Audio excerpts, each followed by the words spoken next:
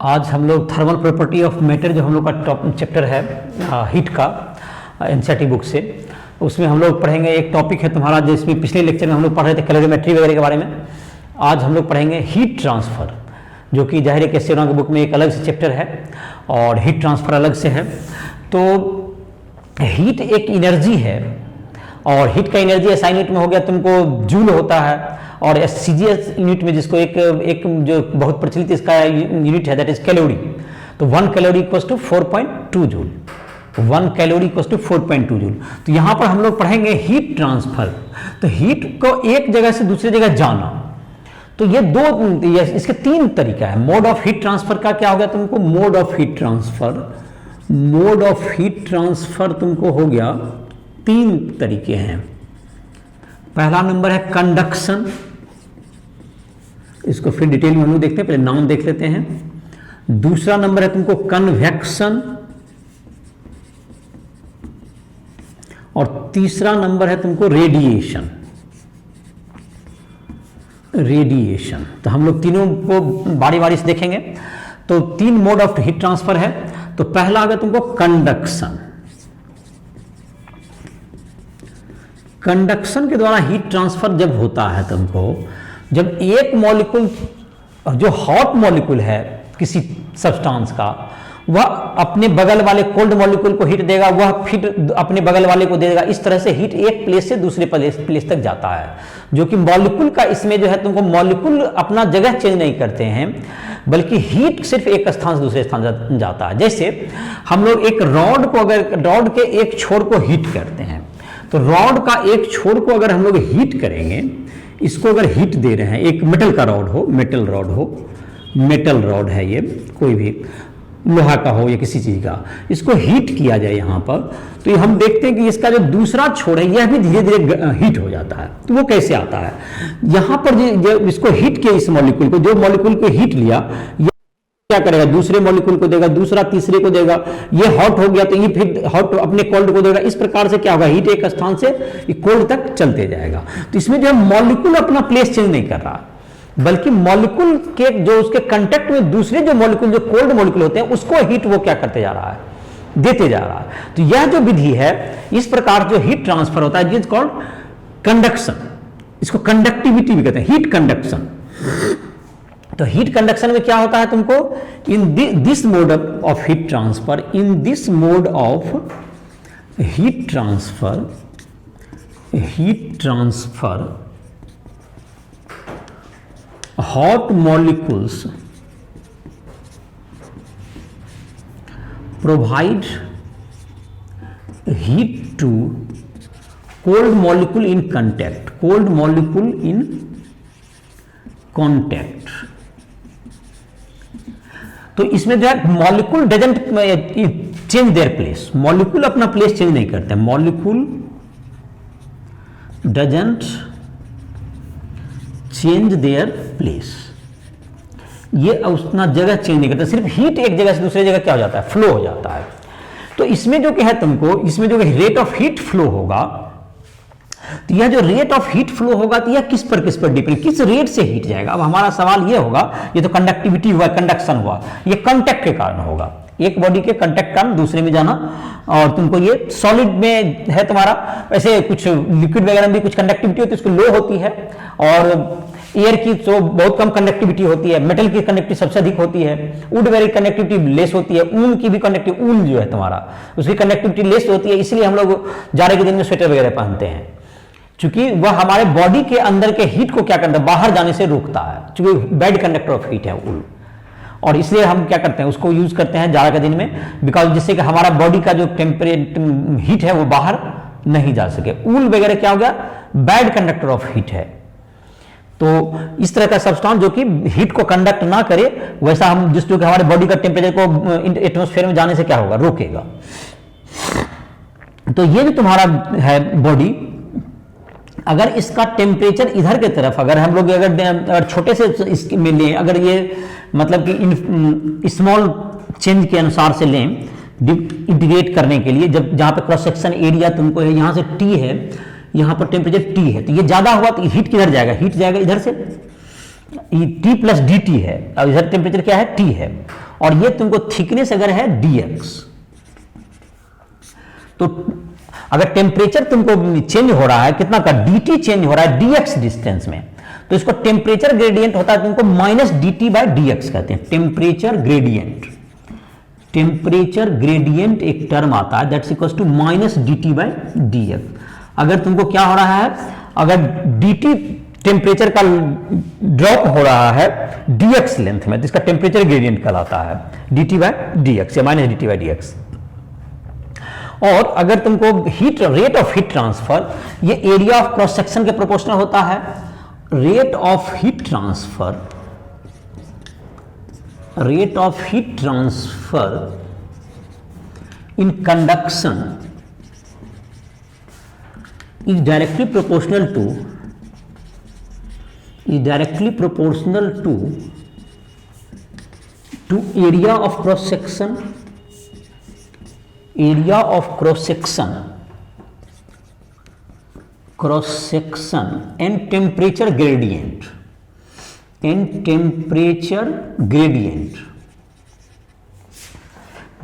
it is inversely proportional to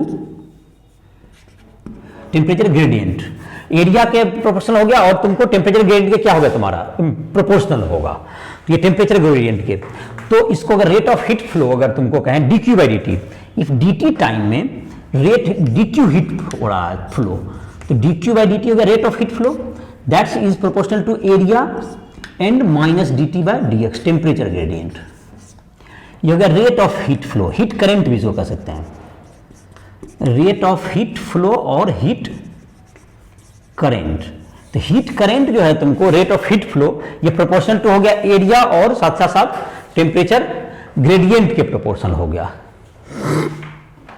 rate of heat flow जो है तुमको एरिया के प्रोपोर्शनल है, साथ साथ टेम्परेचर ग्रेडियंट के प्रोपोर्शनल होगा।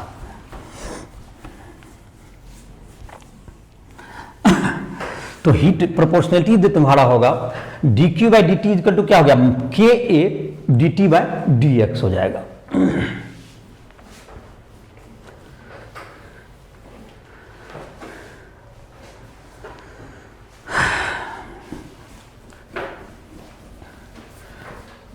रेट ऑफ हीट फ्लो जो होगा तुमको dq by dt,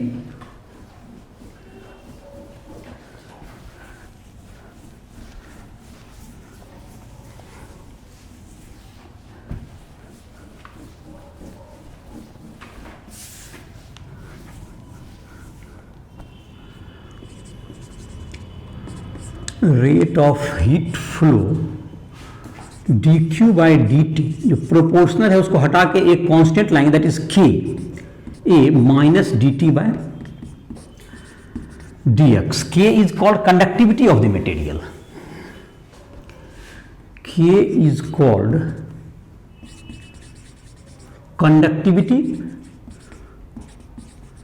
conductivity of material, इसको थर्मल कंडक्टिविटी कह सकते हो, k is called thermal conductivity of material. तो k जो तुम्हारा k a minus dt by dx, तो जहां तक कि k का तुम्हारा रहा, अगर if area of cross section is uniform everywhere, एक रॉड का लेंथ l है, अगर इसका एक दूसरा फॉर्म भी हम लोग दूसरा ढंग से भी यूज करते हैं इस फॉर्मूला को। देखो ये टेम्परेचर मान लेते हैं ये T2 पर है, ये T1 है तुम्हारा टेम्परेचर, जो हम लोग का जैसे जहां पर कि तुमको जैसे एनसीईआरटी बुक में जनरली जो क्वेश्चंस हैं वो तुमको यूनिफॉर्म क्रॉस सेक्शन के ही सारे क्वेश्चंस होते हैं, क्योंकि वो इंटीग्रेशन के पर ज्यादा जोर नहीं दिए हुए हैं। तो उसमें तुमको ये जो फॉर्मूला बता रहे हैं ये इस फॉर्म में ज्यादा तुमको लागू होगा। तो ये तुम्हारा हो गया, ये लेंथ L है, area of cross section is uniform, यहां पे क्या है, area of cross section is uniform, area of cross section is uniform. अगर हर जगह यूनिफॉर्म है L2 से, तो डायरेक्ट आप यहां से यहां तक का टेम्परेचर ग्रेडियंट ले लीजिए, T2 माइनस T1 बाय क्या होगा तुमको L, तो यहां पर टेम्परेचर ग्रेडियंट क्या होगा, T2 minus T1 by L, total temperature कितना घटा, T2 minus T1 by length हो गया, तो ये टेम्परेचर ग्रेडियंट। तो यहां पर जो तुम्हारा फॉर्मूला इस फॉर्म में आ जाएगा तुमको, rate of heat flow dq by dt equals to ka, और तुमको higher temperature T2 minus T1 कर दें बाय L कर दीजिए। तो इस फॉर्म में भी इस फॉर्मूला को यूज कर सकते हैं। तो इस फॉर्म में दोनों में फर्क क्या है, इसमें अगर तुमको एरिया ऑफ क्रॉस सेक्शन अलग अलग जगह का अगर अलग अलग हो तो हम उसको इंटीग्रेट करके उसको निकाल सकते हैं, लेकिन इसमें क्या होगा, यूनिफॉर्म क्रॉस सेक्शन रहेगा तो तुमको इसको लागू कर सकते हो। तो हमारा जो एनसीईआरटी बुक में अक्सर एससी वगैरह के बुक में तुमको इस पर भी तुमको जो क्वेश्चंस बनाने होंगे, तुमको इस टाइप के भी क्वेश्चन होंगे, हीट ट्रांसफर जो चैप्टर है, और तुमको जहां तक एनसीईआरटी बुक की बात है तुमको इसी फॉर्मूला सारा क्वेश्चन बन जाएगा तुम्हारा, जिसमें कि डिफरेंशिएट इंटीग्रेट करने की जरूरत नहीं पड़ेगी। तो तुम्हारा के ए T2 - T1 में higher temperature minus lower temperature by length से क्या कर दिया, डिवाइड कर दिया, आपका क्वेश्चन क्या हो जाएगा, इस पे आ जाएगा। तो के a T2 - T1 by L, तो यही तुम्हारा एनसीईआरटी बुक में फॉर्मूला तुम्हारा सब जगह वैलिड होगा। तो इसका मतलब है कि हीट फ्लो जो है तुमको टेम्परेचर डिफरेंस के प्रोपोर्शनल हुआ और लेंथ के इनवर्सली प्रोपोर्शनल हो गया। लेंथ अगर जैसे देखो सिंपल भी अगर सोचें हम लोग, अगर सामान्यतः अगर देखें ऐसे भी, तो टेम्परेचर डिफरेंस ज्यादा होगा, जाहिर है कि ज्यादा तेजी से हीट जाएगा। अगर हॉट बॉडी और कोल्ड बॉडी, हॉट एंड और कोल्ड एंड के का टेम्परेचर डिफरेंस ज्यादा है, तो उसमें जो ट्रांसफर ऑफ हीट का रेट क्या होगा, अधिक होगा। एरिया अगर मोटा है, जैसे कि ये तुम्हारा ज्यादा एरिया होगा, तो जाहिर ज्यादा हीट जाएगा, यहां से भी जाएगा, यहां से भी जाएगा, यहां से भी, तो ज्यादा हीट जाएगा। तो एरिया के भी क्या होगा, ये प्रोपोर्शनल होगा। लेकिन जितना अधिक डिस्टेंस जाना होगा तो हीट को जाने में क्या होगा, उतना मुश्किल होगा। तो लेंथ जितना बड़ा होगा तो लेंथ के क्या होगा, इनवर्सली प्रोपोर्शनल होगा। तो किसके किसके प्रोपोर्शनल होगा, सामान्य भी सोचें तो क्या क्या बताए कि टेम्परेचर डिफरेंस ज्यादा होगा तो क्या होगा, उसका ज्यादा हीट जाएगा। अगर एरिया ऑफ क्रॉस सेक्शन ज्यादा होगा तो ज्यादा हीट जाएगा, और लेंथ अगर बड़ा हुआ तो हीट को क्या होगा, कम जाएगा, तो उसके इनवर्सली प्रोपोर्शनल होगा। तो हम लोग का जो फॉर्मूला आ गया, तो हम लोग अब जैसे कि चाहें के का हम लोग यूनिट वगैरह निकाल लेते हैं पहले, और उसके बाद कुछ क्वेश्चंस वगैरह देखते हैं बुक से। के का यूनिट क्या होगा, पहले इसको देखते हैं। कंडक्टिविटी जिसको कह रहे हैं हम लोग, थर्मल कंडक्टिविटी। तो इसके लिए फॉर्मूला हम लोग rate of heat flow that's equal to के a T2 - T1 by L. तो ऐसा यूनिट ये क्या होगा, joule, rate of heat flow, joule by second, joule पर सेकेंड। जूल पर सेकेंड को हम लोग क्या कहते हैं, वाट। इसको इसका यूनिट क्या हो गया हमारा, वाट हो गया। वाट इंटू ये लेंथ चला जाएगा यहां, लेंथ बाय मीटर स्क्वायर, मतलब एल हो गया, और एरिया का L square.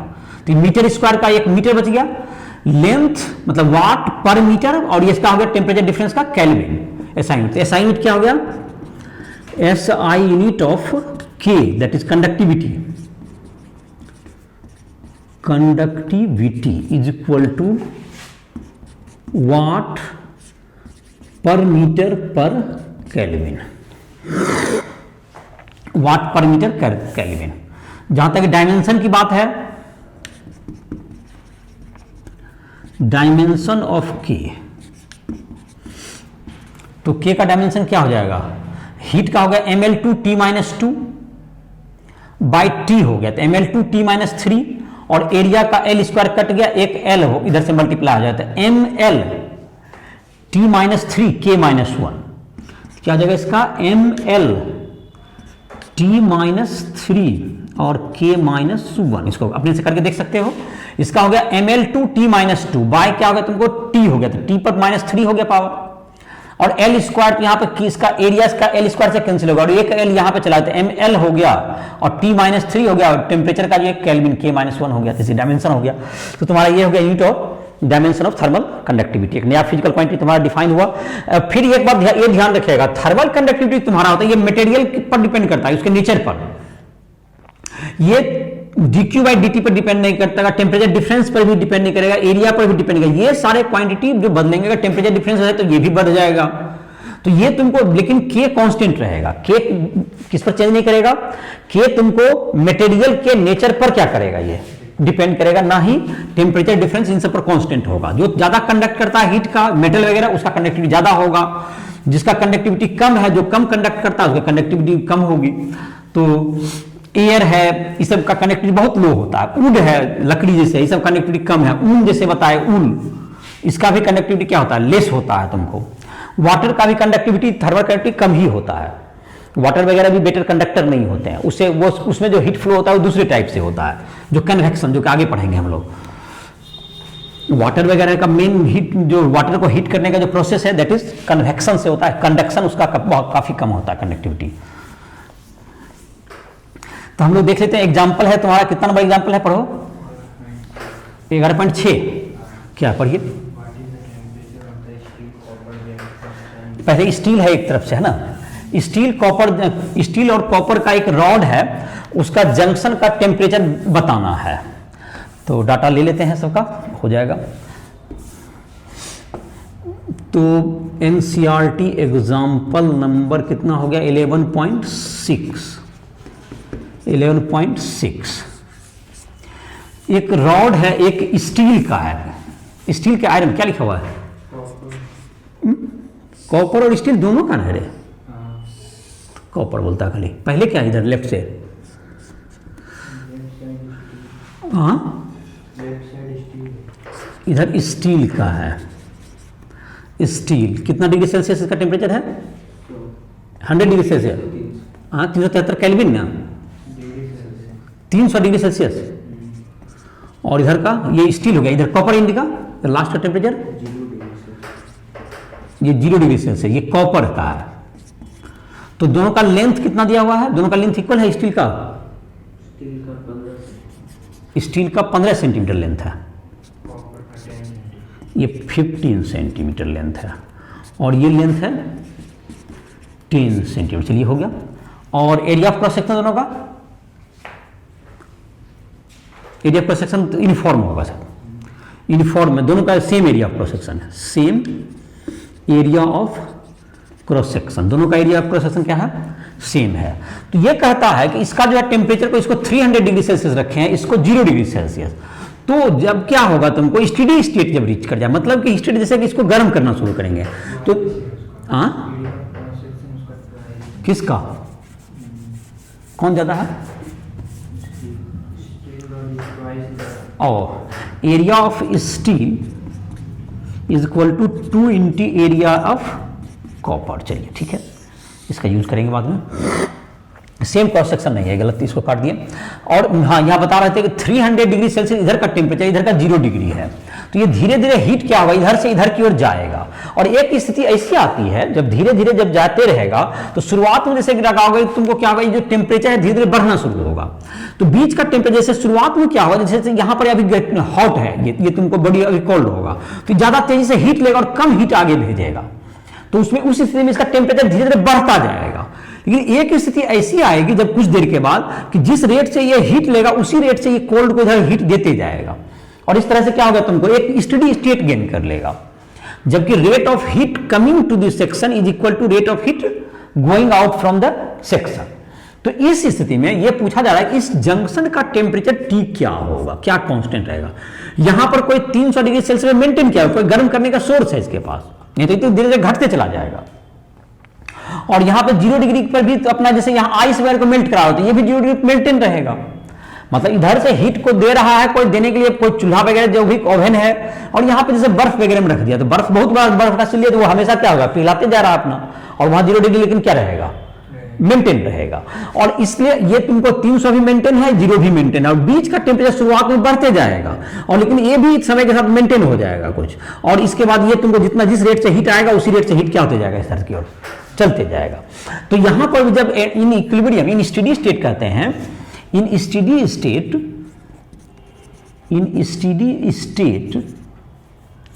the rate of heat coming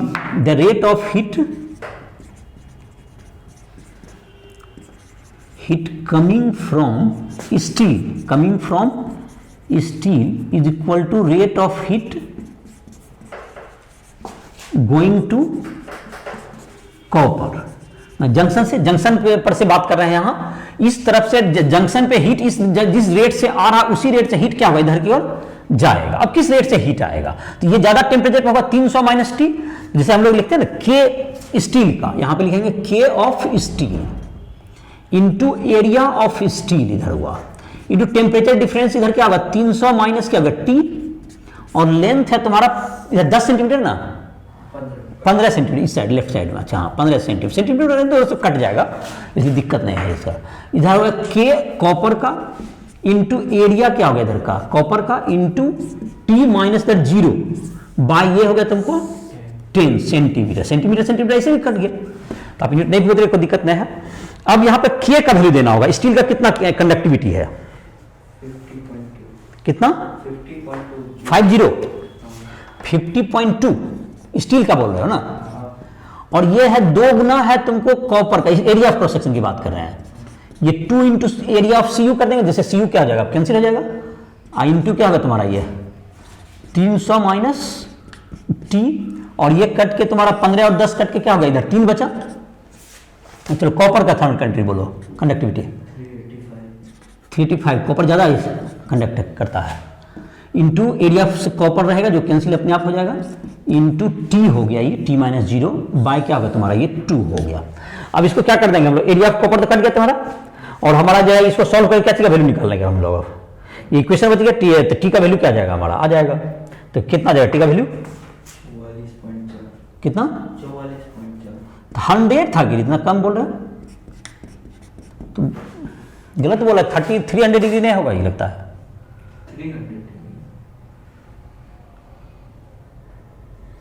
300 degree. और इसे इधर कंडक्टिविटी ज्यादा है शायद, इधर अभी भी हमको डाउट लग रहा था। देखो ठीक से पढ़ो, क्वेश्चन पढ़ो पूरा, क्वेश्चन रीड करो तो इतना ज़्यादा अंतर हो जाएगा 44।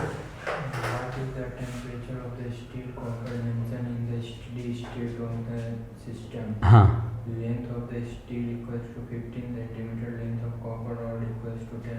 ओके, ओह हाँ, तो ठीक है सर, कैलकुलेशन में आ जाएगा आई होप।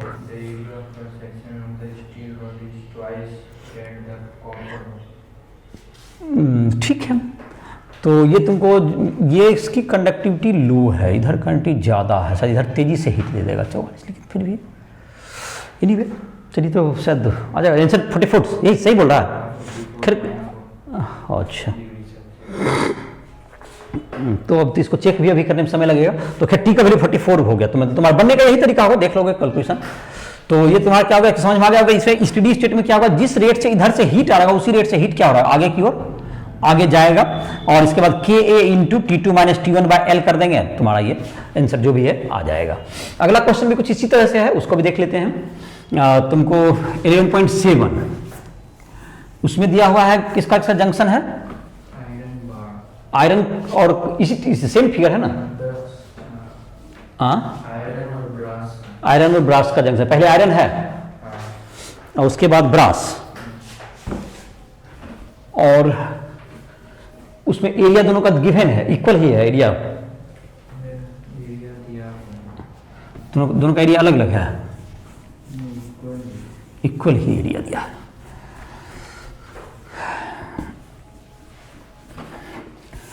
चलो तो लिख लेते हैं, एनसीईआरटी एग्जाम्पल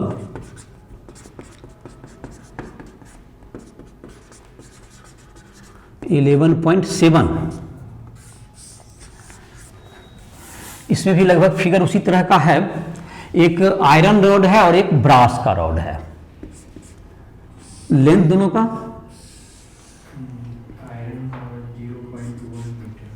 आयरन का 0.1 मीटर, ठीक,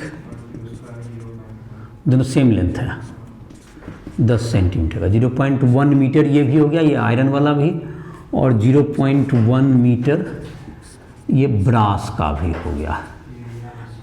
एरिया अब कितना है 0.02 मीटर स्क्वायर दोनों का हो गया। चलिए, और इसका जंक्शन का टेम्परेचर बोलिए, इधर का टेम्परेचर, और इधर 273 केल्विन। तो चाहे जंक्शन का पहला पार्ट में जंक्शन का टेम्परेचर बताइए, पहला पार्ट में क्या जंक्शन का टेम्परेचर, तो जंक्शन का टेम्परेचर अभी जैसे बताए थे उसी ढंग से बनेगा। तो के का वैल्यू दोनों का देखो कितना है, उसके बाद हो जाएगा। तो यह तुम्हारा लिख देते हैं ए नंबर, फर्स्ट पार्ट ना, फर्स्ट या A heat gain by iron is equal to heat loss to junction तक जितना हीट इधर से आएगा, हीट लॉस टू ब्रास, ये ना होगा। तो हीट लॉस हो गया तुमको, इधर कितना हो गया तुमको, के का वैल्यू डायरेक्ट दे ही देते हैं। तो आयरन का कितना दिया है के का वैल्यू, आयरन का 79, और एरिया था 0.02 इंटू कितना होगा 373 माइनस टी, मतलब लो में कम, ज्यादा में कम घटाना है कभी भी, बाय 0.1। चलो ब्रास का के बोलो 109 इंटू एरिया है 0.02 ही, इंटू टी माइनस 273 बाय 0.1। तो एरिया और लेंथ तो तुम्हारा क्या हो गया, कैंसिल ही हो गया, एरिया भी कट गया, लेंथ भी कैंसिल हो गया, और टी का वैल्यू आ जाएगा। तो कितना टी का वैल्यू आ जाएगा,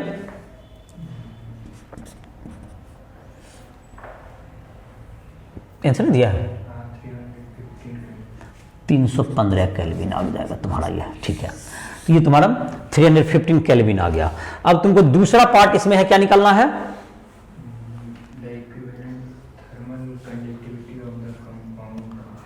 equivalent thermal conductivity of the compound bar. तो इसमें जो है तुमको पहला पार्ट, इसमें सेकंड पार्ट है ये, तो इसमें इक्विवेलेंट थर्मल कंडक्टिविटी निकालना है कि ये जैसे डायरेक्ट ही तुमको ऐसा कह सकते हैं कि किस रेट से हीट ले रहा है, तो हीट करंट भी निकालना है तीसरा पार्ट में, हीट करंट भी निकालना है। तो थर्मल कंडक्टिविटी का मतलब ये होगा जैसे ये दोनों मिल करके, ये जैसे 0.2 मीटर का ही रॉड है टोटल, ऐसा माने, और उससे तुमको इसका थर्मल कंडक्टिविटी कितना होगा, ये पूरे को मतलब किस रेट से हीट जा रहा है।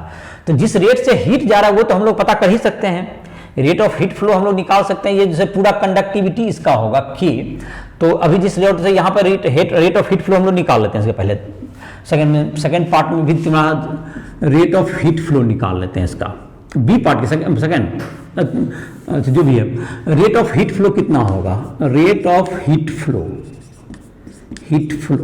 तो चलिए इस इंड से ही निकालते हैं, दोनों में कांस्टेंट ही होगा, मतलब आप आयरन इंड से निकालें चाहे किधर से निकालें, ये आयरन है एक ब्रास इंड से निकालें, तो आयरन इंड से ही निकालते हैं। तो कितना था आयरन का, 79 इंटू 0.02 इंटू 373 माइनस 315 बाय 0.1। तो 0.2 इंटू के का वैल्यू कितना हो गया, कितना है के का वैल्यू 79 इंटू 2 इंटू उधर 373 में 315 गया, तो रेट ऑफ हीट फ्लो निकाला, हीट करंट का वैल्यू होगा ना, हीट करंट भी चाहिए तुमको थर्ड पार्ट में, उसका कितना आंसर है, यूनिट 916, तो 916 वाट ये आ जाएगा। थर्ड पार्ट का आंसर तुम्हारा आ गया, ये थर्ड पार्ट का है ये, तो ये थर्ड पार्ट का आंसर हीट करेंट। तो 915 ये इतना तुमको इसको निकालेंगे तो ये तुम्हारा आ जाएगा। तो अब तुमको ये है तो यहां पर जैसे तुमको हीट करंट निकल गया, तो इसका इक्विवेलेंट कंडक्टिविटी क्या होगा, ऐसा कहना है इसका। तो इक्विवेलेंट कंडक्टिविटी का मतलब क्या हुआ तुमको कि सेकंड पार्ट में से पूछ रहा था कि अगर इन दोनों को हटा करके एक रॉड दे दें जिसका कि लेंथ हो तुमको 0.2 मीटर और तुमको एरिया ऑफ क्रॉस सेक्शन 0.02 हो, तो वह कितना हो कि इसके इक्विवेलेंट वर्क करेगा, जितना कि यह दोनों मिलकर जितना हीट फ्लो कराता है उतना हीट फ्लो क्या करा दे, वो अकेले कर दे, तो वह इसका क्या कहलाएगा, इक्विवेलेंट कंडक्टिविटी, वह कहला जाएगा इसका इक्विवेलेंट कंडक्टिविटी। तो इक्विवेलेंट कंडक्टिविटी के लिए जैसे तुम्हारा क्या होगा, तो जैसे इसका dq बाई dt हमको पता ही है, तो डायरेक्ट निकालते हैं, इसीलिए निकाल दिए, थर्ड पार्ट पहले बना दिए। तो देखो अब जैसे कि इसमें निकालेंगे सेकेंड पार्ट, तो हम लोग थर्मल कंडक्टिविटी इधर से निकाल सकते हैं डायरेक्ट ही, इक्विवेलेंट कंडक्टिविटी।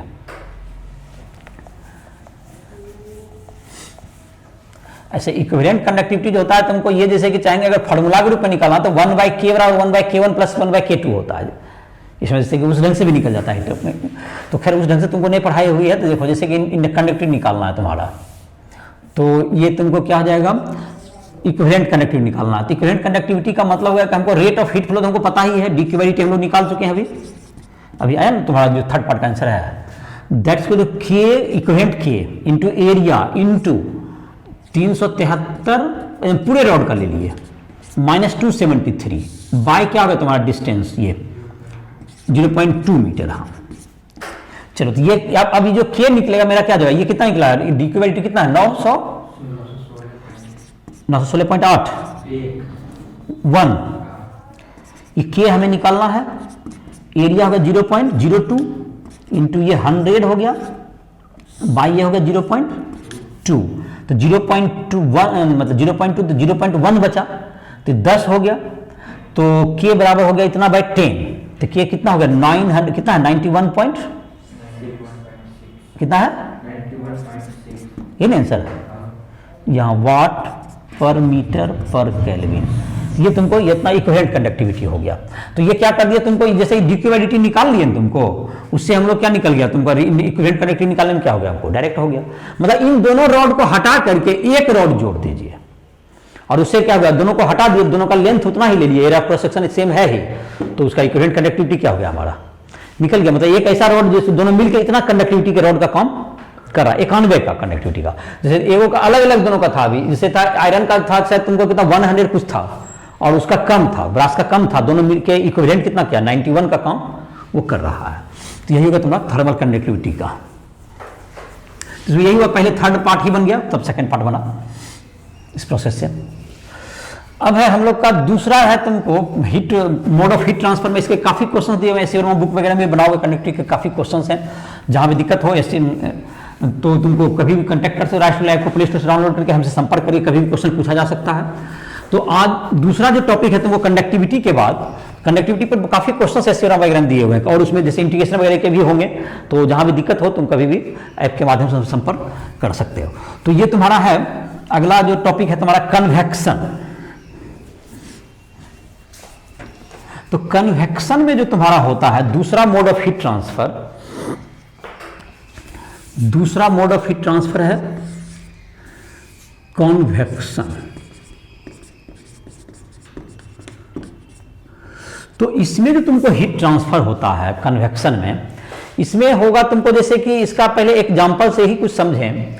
जैसे कि हम लोग किसी बर्तन में पानी को गर्म करते हैं तो क्या होता है, इसी प्रक्रिया को समझें, कन्वेक्शन को कन्वेक्शन समझ में आ जाएगा। सामान्यतः किसी बर्तन में अगर वाटर दिए तो यहां से हीट हम लोग देते हैं, नीचे से ही हीट देते हैं, यहां से हीट देते हैं। तो हीट देते हैं तो क्या होता है, हीट जब ये कंडक्टर, ये जो तुमको जो कंडक्टर होता है, जो कि जिस बर्तन में हम लोग पानी को गर्म करते हैं वो कंडक्टर होता है। तो कंडक्शन के थ्रू हीट जब नीचे अंदर वाला, जब इधर इधर आउटर साइड वाला गर्म करते हैं तो अंदर वाला हीट हो जाता है ड्यू टू कंडक्शन। ये तो कंडक्शन से हुआ, मतलब नीचे का पार्ट जब हीट किए तो अंदर चला गया, हीट किसके कारण से हुआ, कंडक्शन से। अब यहां पर जो कंडक्शन हीट गया तो वह हीट अंदर वाले, तो अंदर में जो कि पानी जो उसके कांटेक्ट में है इस पार्ट के, वो क्या हो जाएगा, हीट हो जाएगा। जब ये हीट गया तो इसे हीट को एब्जॉर्ब करेगा कौन वाला पार्ट, जो पार्ट की इसके कांटेक्ट में है वो पार्ट क्या हो जाएगा, फिर हीट हो जाएगा। हीट होने के बाद क्या होता है, ये हल्का हो जाता है। कोई भी बॉडी हीट होने के बाद क्या हो जाता है, लाइटर हो जाता है। Molecule become lighter, molecule become lighter on heating. Heating के बाद क्या बन जाता है, ये मॉलिक्यूल हल्का हो जाएगा। तो हल्का हो जाएगा तो क्या होगा, तुमको ऊपर वाला मॉलिक्यूल भारी रहेगा, तो ऊपर वाला मॉलिक्यूल किसकी जगह लेगा, जो मॉलिक्यूल गर्म हो जाएगा, हीट हो जाएगा तो वो ऊपर जाना चाहेगा। तो दूसरा मॉलिक्यूल जो ठंडा होगा वो कहां आएगा, तुमको कोल्ड बॉडी मॉलिक्यूल नीचे आएगा। और इस प्रकार से ये क्या हो जाएगा, सभी सब्सटेंस, जैसे कि जो गर्म हो गया वो सबसे ऊपर जाएगा, फिर धीरे धीरे क्या होता चल जाएगा, ऊपर नीचे एक कन्वेक्शन करंट बन जाएगा। तो इसमें जो कि एक बात तुम गौर कर रहा होगा, इसमें देखो क्या हो रहा है तुमको, इसमें मॉलिक्यूल्स अपना जगह बदल रहे हैं। कंडक्शन में मॉलिक्यूल्स अपना जगह नहीं बदलते थे जैसे रॉड में तुमको, तो कन्वेक्शन सॉलिड में कभी नहीं होता है। कन्वेक्शन सॉलिड मॉलिक्यूल में हीट करने का मेथड नहीं है, ये तुमको लिक्विड या गैस के लिए है। ये कन्वेक्शन किसके लिए सुटेबल है, ये लिक्विड और गैस में ये मीडियम है, लिक्विड और गैस के लिए होता है तुमको कन्वेक्शन। और ये सॉलिड में नहीं है, नॉट इन सॉलिड। सॉलिड में कन्वेक्शन अगर आप हीट नहीं कर सकते हैं। तो ये तुम्हारा क्या हो गया, इसमें क्या हुआ कि ये जो मॉलिक्यूल्स जो कि क्या लिया, हीट लिया, वह हल्का हो गया, जिसके कारण कि वह ऊपर गया और जो कोल्ड मॉलिक्यूल है वो नीचे आया। इस प्रकार से सारे मॉलिक्यूल धीरे धीरे क्या हो जाएंगे, हीट हो जाते हैं। और इस प्रकार से तुमको क्या होता रहता है, तुमको पूरा पानी गर्म हो जाएगा। और कभी भी इस प्रोसेस को जैसे तुम चाहो, अगर ये तुमको अगर लगता हो इन्हें कंडक्शन कारण क्यों नहीं होता, तुम इस बात को उल्टा करके देख लो। अगर इसको हम ऊपर से गर्म करेंगे, पानी कभी भी गर्म नहीं होगा। अगर हम ऊपर से चूल्हा को लगा दें पानी में, तो हीट तो यहां पर भी आएगा, जो यहां पर चूल्हा का नीचे वाला पानी कभी गर्म नहीं होगा। कंडक्शन किसका कंडक्टिविटी बहुत लो है, तो वाटर से कंडक्ट होकर हीट को अब आना होगा। अगर ऊपर से हीट करेंगे तो किसके कारण होता है तुम्हारी कंडक्टिविटी, तो ये तुमको लो होने का नीचे में क्या रह जाएगा, ये बना हुआ ही बचा हुआ ही रह जाएगा, तुमको कभी गर्म नहीं होगा। और यही कारण है कि अगर देखो जैसे कि ये वाटर वगैरह जो क्या है तुमको, इसकी कंडक्टिविटी लो होती है, यही कारण से नीचे का पानी कभी नहीं जमता है पानी वगैरह में, समुद्र वगैरह में भी। समुद्र में या कोई समुद्र का तो बात ही अलग है, रिवर वगैरह में भी जो ऊपर के वाटर तुमको जम जाएंगे लेकिन नीचे तुमको पानी ही बना हुआ बचा हुआ रहता है, क्योंकि ये इधर तो ये तो हीट मतलब दे रहा है, अगर एटमोस्फेयर बहुत ठंडा हो गया, माइनस में टेम्परेचर चला गया तो ये वाटर गर्म है तो इससे हीट निकलेगा, और ये जो ऊपर वाला पार्ट है ये क्या हो जाएगा, जम जाएगा। और ऊपर वाला पार्ट और आइस हल्का होता है, आइस हल्का होगा, लाइटर होता है तो ये ऊपर ही रह जाएगा, तो ये नीचे क्या रहेगा, नीचे अभी भी पानी बना रहेगा। जो जीव जंतु है जैसे कि तुमको मछली वगैरह या जो भी है वो नीचे सेफ रह जाता है।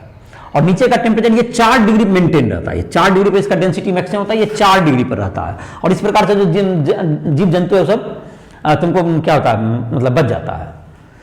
ये तुम्हारा है। तो कन्वेक्शन में क्या होता है कि कभी भी नीचे से जो पानी को गर्म नीचे से क्यों करते हैं, बिकॉज ये कन्वेक्शन करंट चालू हो जाएगा। तो कन्वेक्शन में क्या देखा, in this mode of heat transfer, in this mode of heat transfer molecules changes their place। और हॉट मॉलिक्यूल हल्का हो जाता है जिससे कि वो ऊपर जाता है, इस तरह से ये गर्म हो जाता है। हवा में भी यही होता है कुछ। जब एयर में भी तुमको देखोगे, ज्योग्राफी में जैसे पढ़ा होगा लैंड ब्रिज, सी ब्रिज, ऐसा पढ़ा होगा, शायद अभी तो याद भी नहीं होगा क्या होता है, याद आप देखो करने का कोशिश करोगे, लेकिन उसके कंसेप्ट को समझोगे तो समझ में आ जाएगा। शाम के टाइम में देखो वाटर का क्या है प्रॉपर्टी, जैसे कि सन आप अगर सी के करीब हैं तो वाटर जो है ना जल्दी गर्म होता है ना जल्दी ठंडा होता है, क्योंकि उसका हीट कैपेसिटी काफी अधिक होता है। लैंड के तुलना में उसका एस बहुत अधिक होता है, जैसे कि 4200 करके है उसका, और ये काफी अधिक होता है।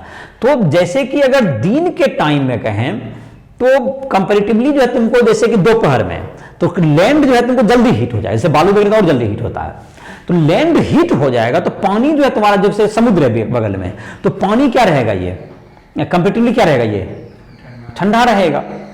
कंपैरेटिवली ये ठंडा रहेगा, और इधर का क्या होता है, इधर का हवा क्या हो जाएगा, हॉट हो जाएगा। जो पानी लैंड के संपर्क में जो हवा है, कंडक्शन के कारण क्या हो गया, उसको हीट मिला, हीट हो जाएगा तो कहां फिर चला जाएगा, वो ऊपर हल्का हो जाएगा, तो हल्का हो जाएगा तो इधर भागेगा, ये ऊपर भागेगा। और तुम इधर से दूसरा हवा जो समुद्र की तरफ से ठंडा हवा आएगा जो कि इसका जगह को भरने के लिए आएगा, और इस तरह से एक किधर की तरफ ब्रिज चलने लगेगा, एक मतलब सी से लैंड की तरफ क्या होने लगेगा, हवा दोपहर के टाइम में चलने लगेगा, that is called C bridge. और अब देखो यही फेनोमेनन रात में पलट जाएगा, यही फेनोमेनन रात में फिर क्या होगा, रात में फिर उल्टा होगा कि तुमको ये जल्दी अपना टेम्परेचर लूज नहीं करेगा पानी, तो लेकिन लैंड जल्दी ठंडा भी हो जाएगा, ये जल्दी गर्म भी हो तो जल्दी क्या हो जाएगा, ये तो ये ठंडा, तो अभी अब की बार टेम्परेचर किधर ज्यादा है, वाटर की तरफ ठंडा टेम्परेचर ज्यादा है, तो यही प्रक्रिया जस्ट क्या हो जाएगा, वो रिवर्स हो जाएगा। तो वाटर इधर का हवा जो वाटर के संपर्क में आएगा वो ज्यादा हीट हो जाए तो उधर से भागेगा, तो इधर से हवा जो है तो वो क्या होने लगेगा, बहने लगेगी।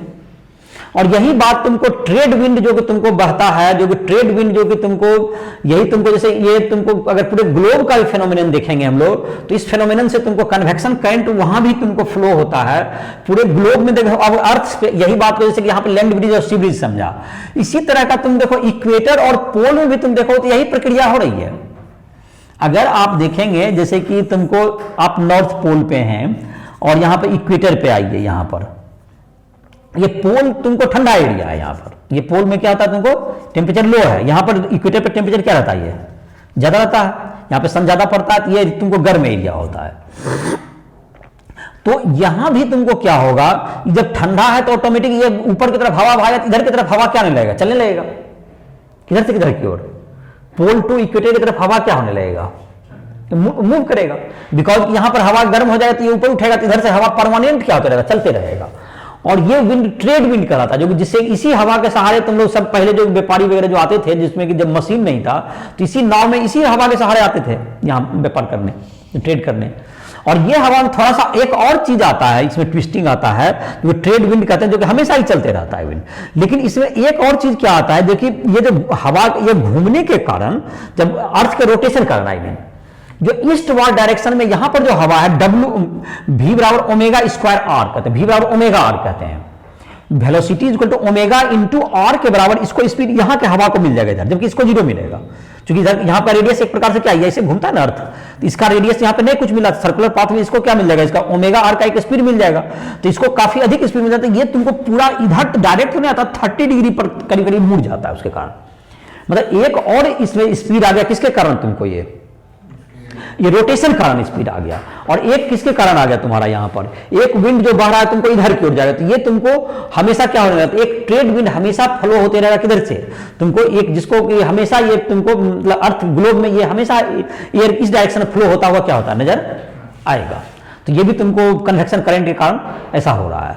तो ये जो ज्योग्राफी में भी तुम इसका कन्वेक्शन करंट के तुम एग्जांपल्स देख सकते हो, और कन्वेक्शन करंट में क्या होते हैं कि, और दूसरा हम लोग का जैसे कि बॉडी है, बॉडी में हम लोग का भी जैसे है जो हम लोग का हार्ट जो पंप करता है, जैसे कि इस बात को आर्टिफिशियली अगर करना चाहते हैं आप, आर्टिफिशियली का मतलब जैसे कि कहीं पंप करना है हवा को, तो एक मतलब एक तो नेचुरल फेनोमेनन है कि आपका हवा जहां पे ठंडा है, अब किसी जगह पे तुमको जैसे बॉडी, हम लोग अपनी बॉडी का जो टेम्परेचर को हर जगह को मेंटेन करता है, हार्ट का काम है कि ब्लड सर्कुलेट करता है हर जगह, तो ब्लड एक जगह पे जहां भी कहीं भी कोल्ड है या यहां पंप करके ब्लड सब जगह भेजता है, जिससे कि हर जगह टेम्परेचर क्या रखे उसका मेंटेन रख सके, तो उसके लिए क्या करता है उसको बॉडी मतलब कि फोर्स्ड, मतलब वहां पे फोर्स्ड उसको कह सकते हैं कन्वेक्शन, ये तुम्हारा केस हो गया, क्या हो गया ये फोर्स्ड कन्वेक्शन, जबरदस्त मैंने अपना पंप करके क्या करना, पंप के सहारे आप क्या कर सकते हैं इस प्रक्रिया को फोर्स भी कर सकते हैं, और जब फोर्स्ड कन्वेक्शन भी होता है तुमको,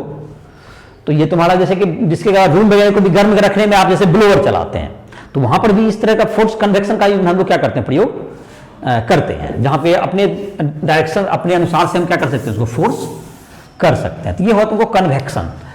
तीसरा है तुमको जो कि मोड है दैट इज रेडिएशन, रेडिएशन ये जो तुमको मोड है तुमको, it doesn't take any medium, radiation doesn't required any medium, radiation doesn't required any medium to flow of heat, तो हीट के फ्लो के लिए इसका किसी मीडियम की जरूरत नहीं है, जैसे कि सन से जो कि अर्थ तक हीट आता है वो रेडिएशन से ही आता है, the heat from sun, the heat from sun to earth came by radiation, ये रेडिएशन से आता है। जैसे हॉट बॉडी क्या करे, जैसे कभी रूम में रख देते हैं, कोई हीटर वगैरह रख देते हैं, तो रूम में जब हीटर यहां पर रख दिए किसी जगह पर, तो उसमें उसके जो एयर की कनेक्टिविटी बहुत कम होती है, तो अगर उस कंडक्ट होके आता तो कभी हीट पहुंच भी नहीं पाएगा मेरे यहां तक, तो वहां पर क्या होता है, वहां पर जो है हीट जो है तुमको एक बिना किसी मीडियम के डायरेक्ट हीट जो है किसी मीडियम के बिना सब जगह क्या हो रहा है, फैलता है, तो इस तरह के प्रोसेस को हम लोग क्या कहते हैं, रेडिएशन कहते हैं। जहां तक कि इसका जो इसके कितना हीट फ्लो का कितना होता है उसका फॉर्मूला वगैरह है, वो टेम्परेचर जो केल्विन है उसका 4 पावर के प्रोपोर्शनल होता है, और एरिया ऑफ द बॉडी के भी प्रोपोर्शनल होता है, तो ये तुमको प्रोपोर्शनल होता है, जिसको हम लोग स्टीफन बोल्ट्जमैन लॉ भी कहते हैं। तो हम लोग के एनसीईआरटी बुक में वो फॉर्मूला नहीं दिया हुआ है, नहीं तो तुम्हारा होता है रेट ऑफ हीट फ्लो जो होता है तुमको, रेट ऑफ हीट फ्लो, ये एनसीईआरटी बुक में नहीं है तो इसको तुम नहीं भी देख सकते, जैसे एसएमआ बुक में से तो दिया हुआ है, तो सिग्मा ए टी पे पावर 4 होता है, ये टेम्परेचर इन केल्विन कहते हैं इसको, टेम्परेचर इन केल्विन, तो ये तुमको स्टीफन बोल्ट्जमैन कांस्टेंट कहते हैं। तो खैर इस पर ज्यादा स्ट्रेस देने की जरूरत नहीं, क्योंकि हमारा तो सारा लेक्चर एनसीईआरटी बेस्ड है इस सब चैप्टर में, तो ये तुम्हारा तो इसको नहीं भी तुम ध्यान रख सकते हो, मतलब ये टेम्परेचर के केल्विन स्केल में 4 पावर कैसे प्रोपोर्शनल होता है इसका, तो इसका अपना लॉ है। दूसरा कि हर बॉडी सेम रेडिएट नहीं करता है, ब्लैक बॉडी जो है ज्यादा रेडिएट करता है in comparison to, black body जो है तुमको ज्यादा रेडिएट करता है heat in comparison to white body, तो ये कलर पर भी डिपेंड करता है, तो लिख लेते हैं इसको, ये इसके बारे में तो चर्चा हम लोग का है, the black body radiate more than white body, तो ये ब्लैक बॉडी का रेडिएशन ज्यादा होता है, और इसीलिए तुमको ब्लैक जो कपड़ा होता है, तुमको जाड़ा के दिन में जो है तुमको कहा जाता है ब्लैक कपड़ा पहनने के लिए। अब इससे क्या फायदा, एक और चीज इसी में देख लीजिए, जैसे कि एक ही रूम में रखा हुआ है एक ब्लैक कपड़ा और एक व्हाइट कपड़ा, तो ऐसा तो नहीं है कि दोनों का मैं अगर थर्मामीटर लगा दे ब्लैक वाला का टेम्परेचर ज्यादा हो जाएगा और व्हाइट का टेम्परेचर ज्यादा, ऐसा कुछ नहीं होगा। फिर इस बात का मतलब क्या हुआ, ऐसा क्यों नहीं होगा, ये भी एक सवाल पैदा होता है। इस रूम में अगर हम कोई ब्लैक बॉडी यहां रखा हुआ है और एक व्हाइट बॉडी है, तो ऐसा मैं कह रहा हूं कि रेडिएट ये ज्यादा रेडिएशन एब्जॉर्ब करता है, कौन, ब्लैक बॉडी, और व्हाइट बॉडी रेडिएशन कम एब्जॉर्ब करता है। तो इस बात का ये मतलब कोई निकाल सकता है कि ब्लैक बॉडी क्या हो जाएगा, ज्यादा रेडिएशन जब ऑब्जर्व करे तो उसका टेम्परेचर ज्यादा होगा और उसका टेम्परेचर क्या होगा, कम होगा। ऐसा नहीं होता है। जो बॉडी जितना अधिक तेजी से गेन करता है वो उतना अधिक तेजी से रिफ्लेक्ट भी करता है। Good absorber of heat is good reflector of heat. Good absorber of heat, good heat absorber, good heat absorber जो is good heat emitter, heat emitter जो तुमको ज्यादा, ये तुमको इमिट भी ज्यादा करेगा, जो ज्यादा तेजी से रेडिएट करता, जो एब्जॉर्ब करेगा जिस रेट से, उसी रेट से वो क्या करता है, तेजी से इमिट भी करता है। इस बात का मतलब ये हुआ कि जो ब्लैक बॉडी होता है वो तुमको क्या करता है, तुमको ज्यादा तुमको एब्जॉर्ब भी करेगा और ज्यादा इमिट भी करेगा। और इसलिए तुमको जो है तुमको उसका भी टेम्परेचर नोट करोगे तो जो ब्लैक बॉडी का आएगा, जो ब्लैक कपड़ा का वही क्या आएगा, तुमको व्हाइट का आएगा। तो फिर अंतर क्या पड़ता है कि हम जैसे अब तो ये फिर सवाल माइंड में आ सकता है, तो ब्लैक कपड़ा गर्मी के दिन में, जाड़ा के दिन में पहनने के लिए क्या प्रीफर किया जाएगा, लाइट कपड़ा को गर्मी के दिन में क्यों पहनेंगे जब दोनों को अंतर ही में हो रहा है। लेकिन इस प्रक्रिया को बाद गौर से समझोगे तो तुमको अंतर समझ में आएगा। जैसे इस बात को देखें, गर्मी के दिन में लाइट मतलब कोई कपड़ा पहने हुए और एक व्यक्ति डार्क कपड़ा पहने हुए, दोनों में अंतर क्या होगा, लाइट कपड़ा कम क्या करेगा, वो एब्जॉर्ब करेगा, ज्यादा रिफ्लेक्ट कर देगा, और ब्लैक कपड़ा क्या करेगा, ज्यादा क्या करेगा, वो एब्जॉर्ब करेगा, कम रिफ्लेक्ट करेगा, और परफेक्टली ब्लैक बॉडी का वो 100% रेडिएट करते हैं। ये जो फॉर्मूला लिखे हैं ये परफेक्टली ब्लैक बॉडी के लिए दिए हैं, और नहीं तो उसके लिए तुमको फिर उसमें एक कांस्टेंट लगाना पड़ेगा।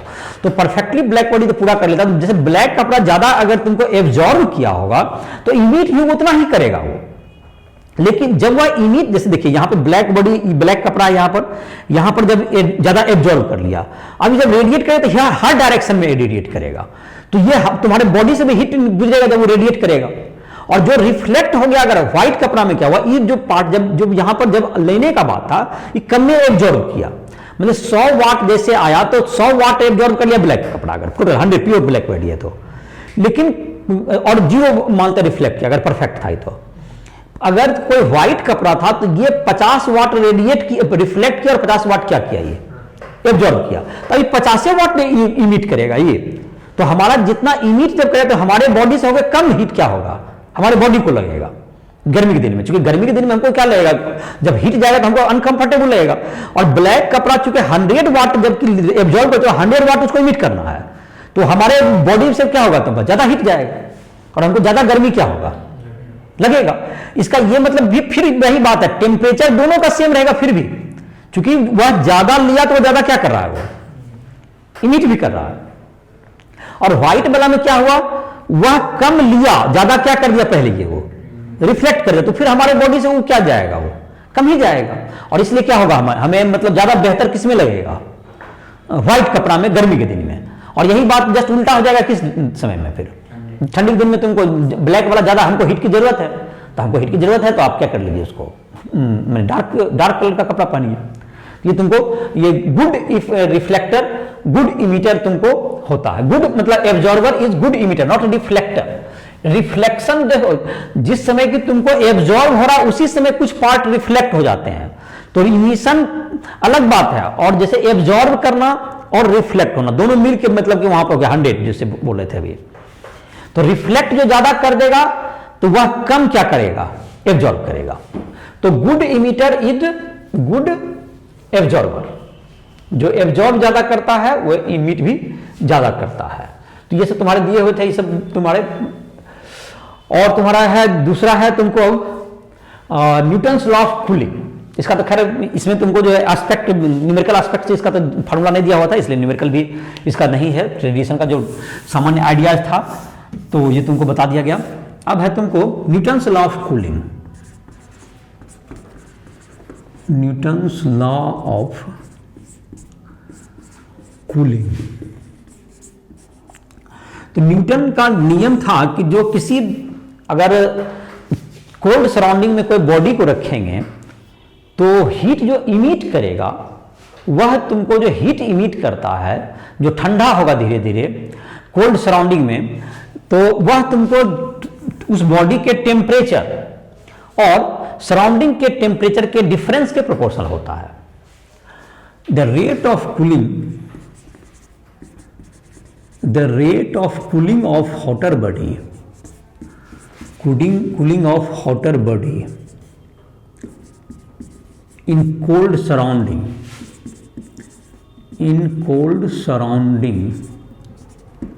is proportional to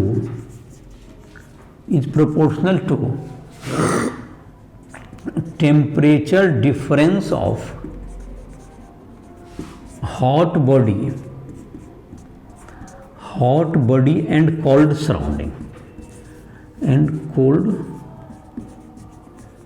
surrounding, तो ये दोनों के टेम्परेचर के डिफरेंस के प्रोपोर्शनल होता है। तो अगर तुमको इफ ए हॉट बॉडी है temperature T, if A hot body has temperature T kelvin, T in kelvin, ध्यान रहे kelvin, and surrounding temperature is T0, ये केल्विन में, जाहिर है कि सब केल्विन में होना चाहिए। तो रेट ऑफ हीट फ्लो जो होगा तुमको, rate of heat, rate of cooling कह सकते हो, रेट ऑफ कूलिंग कहिए, ठंडा होने का दर, is proportional to T minus T0। और रेट ऑफ हीट जो कूलिंग जो होगा तुमको, जो जिस रेट से हीट निकलेगा उसी रेट से कोई कूल होगा, तो ये तुमको रेट ऑफ हीट फ्लो भी है, इसको माइनस dq/dt लिख सकते हैं, माइनस dq/dt चूंकि रेट घट रहा है, that's equal to k into T minus T0। और अगर ये तुमको स्मॉल टाइम में तुमको रेट कितना होता है, माइनस होगा तुमको ms dt/dt लिख सकते हैं, मतलब इसका टेम्परेचर अगर घटा होगा dt से, अगर इसका टेम्परेचर घटा होगा कितना, dt टेम्परेचर डाउन किया dt टाइम में, एक dt हो गया, d कैपिटल T मतलब टेम्परेचर डिफरेंस, और d small T time interval, time तो dt में d स्मॉल t में टेम्परेचर डिफरेंस अगर d कैपिटल T हो रहा है, दैट्स इक्वल टू क्या आ गया तुमको, और साथ साथ ये एरिया के ही प्रोपोर्शनल होता है, साथ साथ ये किसके प्रोपोर्शनल होता है तुमको, एरिया के ही प्रोपोर्शनल होता है, ये जो बॉडी के मतलब that's equal to k a भी लिख सकते हो, एरिया का ही प्रोपोर्शनल होता है, एरिया ज्यादा रहेगा तो उसके प्रोपोर्शनल हो जाएगा, तो k a into T minus T0, तो ms dt/dt हो गया तुम्हारा। अब इसको जैसे कि तुम चाहोगे इसको अगर इंटीग्रेट करके लाना, तो ये तुम्हारा ms को k वगैरह में डाल दो,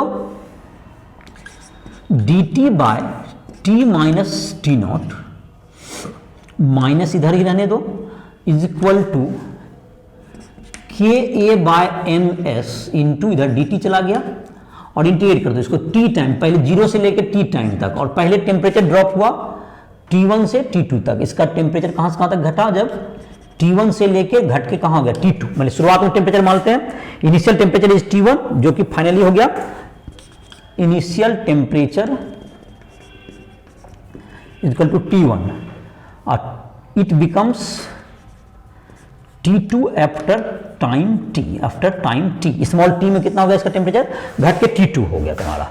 तो इस बॉडी को आप इंटीग्रेट कर दीजिए, ये कितना हो जाएगा तुमको, माइनस हो जाएगा तुमको टेम्परेचर, चलिए इसको तो मिटा देते हैं टेम्परेचर, इसको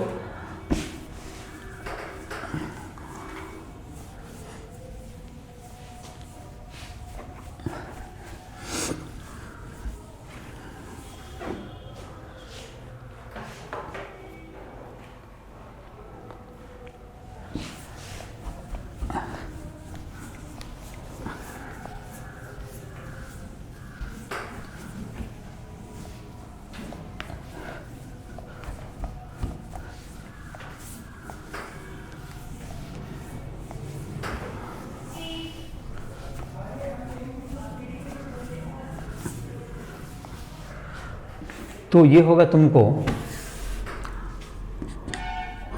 माइनस था, तुमको लॉग हो जाएगा, इसका इंटीग्रेशन करेंगे तो log T minus T not हो जाएगा लेफ्ट साइड का इंटीग्रेशन।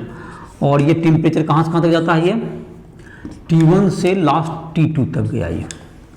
दैट इक्वल टू के ए बाय एम एस, जिसको के डैश भी मान सकते हो, और डी टी का टी हो गया 0 से टी हो गया तुम्हारा ये।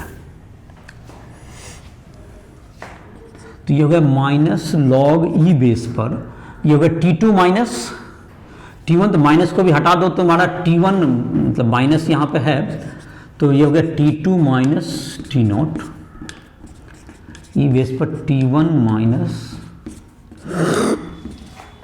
बराबर K A by M S into T, K A by M S into T.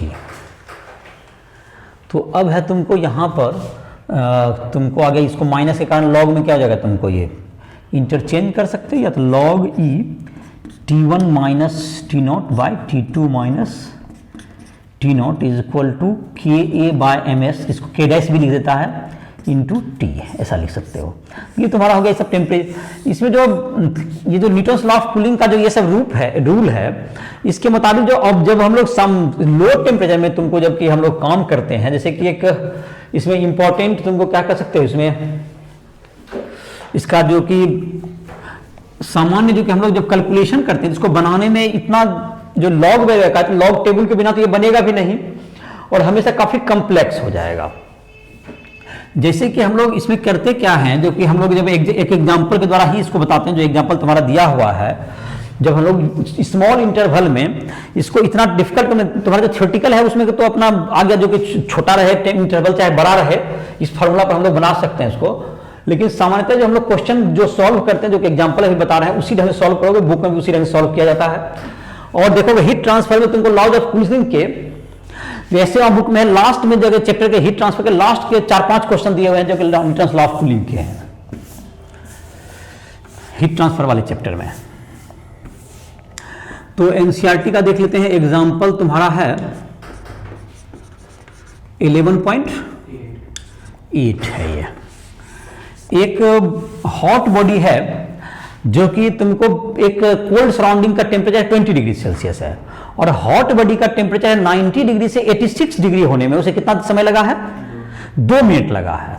तो उसमें एक क्वेश्चन 94 टू 86 और 94 डिग्री सेल्सियस से 86 होने में कितना लगा इसको, 2 मिनट। तो क्या चाहिए तुम्हें, 71 डिग्री से 69 डिग्री सेल्सियस होने में कितना समय लगेगा, T is equal to what. ये T जो टेम्परेचर जो सराउंडिंग का दैट इज 20 डिग्री सेल्सियस है, ये तुम्हारा दिया हुआ है। तो अब देखो इसको बनाने में क्या होता है, अगर ये सब टेम्परेचर डिफरेंस को छोटा मान लिया जाए, जो कि लगभग मान ही लेते हैं हम लोग, जिससे कि लॉग वगैरह की समस्या से बच जाए, तो रेट ऑफ कूलिंग को इसको जिसको वैसे बनाते कैसे हैं, रेट ऑफ कूलिंग जैसे भी बता रहे थे, रेट ऑफ कूलिंग तो ये होता है तुमको रेट ऑफ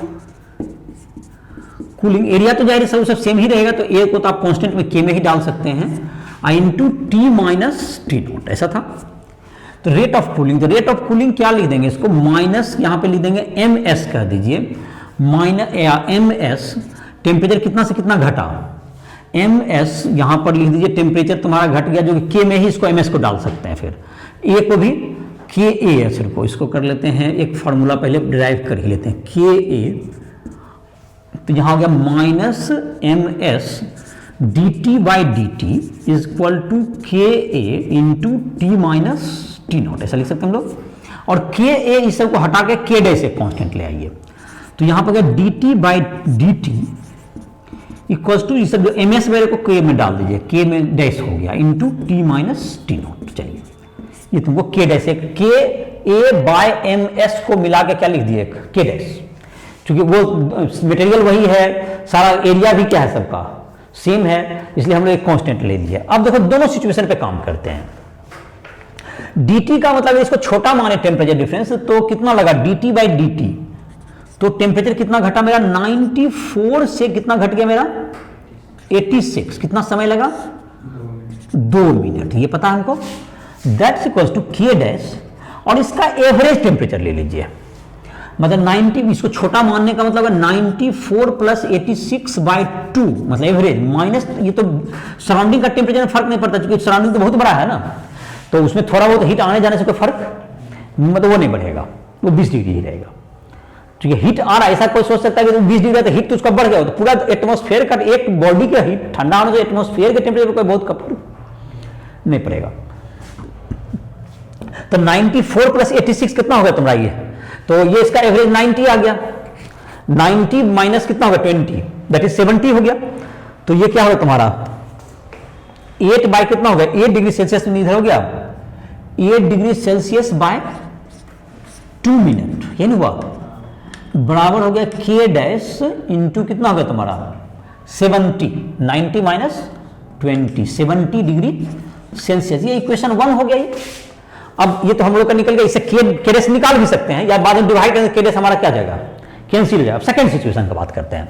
सेकंड सिचुएशन में यही क्या है, तुमको 71 डिग्री सेल्सियस से कहां जाना है हमको 69 डिग्री सेल्सियस से, ये टी मिनट में ही ले लो, टी मतलब हमको नहीं पता है, यही नहीं हमारा है। दैट्स इक्वल टू क्या होगा हमारा के डैश, इसका कितना होगा 71 प्लस 69/2 माइनस 20, ये नहीं होगा हमारा। अब क्या अगर देख लेते हैं इसको, ये 2 डिग्री सेल्सियस हो गया, 2 degree Celsius by T is equal to K dash into 50 degree Celsius ना, ये इक्वेशन 2 हो गया मेरा। तो 1/2 कर देते हैं, के डैश हमारा क्या हो जाएगा कैंसिल हो जाएगा, टी हट आ जाएगा मेरा 1/2। तो 1 में कितना था मेरा 8 मतलब 8/2, 8/2 मिनट, इंटू कितना हो गया, ये टी चला गया ऊपर, अब बाय यहां पे कितना हो गया 8/2 हो गया ये, ये भी 2 था वो जो 2 मिनट, हाँ ये 2, तो 4 मतलब इधर से 2 बचाइए, दैट्स इक्वल टू क्या बचा इधर के डैश तो कट गया, इंटू 70 था ना ऊपर, 70 बाय कितना 70/50, तो टी का वैल्यू आ गया मेरा।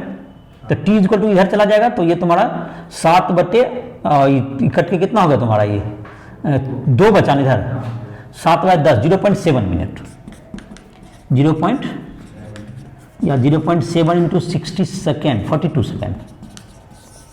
ये तुमको देखो यूनिटरी मेथड से नहीं निकलेगा ये, क्योंकि टेम्परेचर घटते जाएगा तो उसका रेट घटते जाता है, मतलब कि तुमको 42 सेकंड में 71 से 71 से कितना आ जाएगा ये 69 आएगा। तो ये तुम्हारा इस ढंग का क्वेश्चन को इस ढंग से बना सकते हैं, जिसमें इसमें क्या कि लॉग वगैरह का चाहेंगे कि हम जो लॉग का जो फॉर्मूला बनाए थे उस पर बनाए थे उस पर भी बन जाएगा, लेकिन उस पर क्या लगेगा समय ज्यादा लगेगा कैलकुलेशन में, और रफली तुमको सारा जो कराता है ये 2 डिग्री 4 डिग्री 8 डिग्री इस सब तक का सेम मान के इसी प्रोसेस से क्या कर लिया जाता है। और लार्ज अगर डिफरेंस हुआ जहां पे आप उसको अप्रोक्सीमेट नहीं कर सकते तो लॉग वाला पर ही क्या करना पड़ेगा आपको जाना पड़ेगा। ये लेकिन सामान्यतः जो क्वेश्चन है सारे इसी पर जनरली दिए हुए थे, जो एक्सरसाइज में बनाओगे इसी फॉर्मूला क्वेश्चन बनाओगे तुम्हारा आंसर क्या हो जाएगा सबका। तो एनसीईआरटी बुक से जो अब एक्सरसाइज है तुम्हारा थर्मल प्रॉपर्टी ऑफ मैटर उसके तुम क्वेश्चन बनाओगे, और ऐसे के बुक में से यहाँ पे 3 चैप्टर में तुम्हें क्वेश्चन दिए हुए, जो सेकंड वॉल्यूम बुक है सिरमा का, जिसमें कि हीट पहला चैप्टर तुम्हें था जो कि थर्मल एक्सपेंशन वाला चैप्टर था, तीसरा चैप्टर में कैलोरीमेट्री है उसको बनाना है, और ये 5वां चैप्टर में हीट ट्रांसफर है उसको, 6ठा चैप्टर है इनफैक्ट हीट का। तो इन सबों को 3 एक्सरसाइज को तुम्हें सॉल्व करना होगा। तो इसलिए इसी साथ इस लेक्चर को समाप्त कर रहे हैं। जिस स्टूडेंट को किसी भी टॉपिक में पूछना हो, कोई भी प्रॉब्लम हो, तो राइफल ऐप को प्ले स्टोर डाउनलोड करके हमसे समय ले सकता है।